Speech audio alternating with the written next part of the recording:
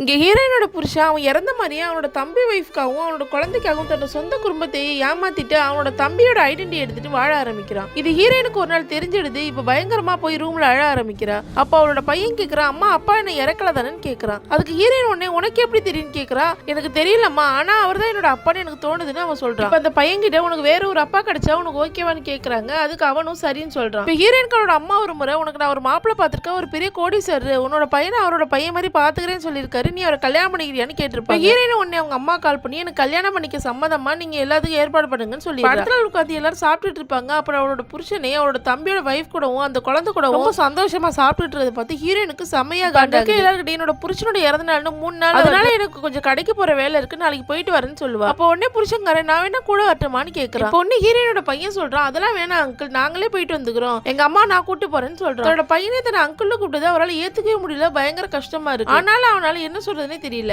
இப்ப அடுத்த நாள் ஹீரோயின் பையனை கூட்டு போயிட்டு கிராசரிலாம் வாங்கிட்டு வர வழியில ஒரு ட்ரெஸ்ஸை பாக்குறான். அப்ப ஹீரோயினோட பையன் அவங்க அம்மா கிட்ட, அம்மா நீங்க உங்க கல்யாணத்தன்னைக்கு இந்த ட்ரெஸ்ஸை போட்டுக்கங்கன்னு சொல்றான். இப்ப ஹீரோயின் அந்த ட்ரெஸ்ஸை போட்டு காட்டுறா, செம்ம அழகா இருக்கு. உங்க பையனுக்காக அந்த ட்ரெஸ்ஸையும் வாங்கிட்டு வரா.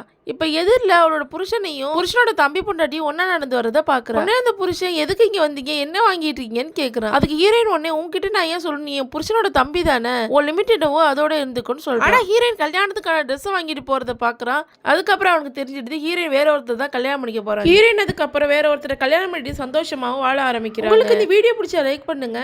இந்த மாதிரி வீடியோஸ் பார்க்க மறக்காம நம்ம சேனலை சப்ஸ்கிரைப் பண்ணுங்க.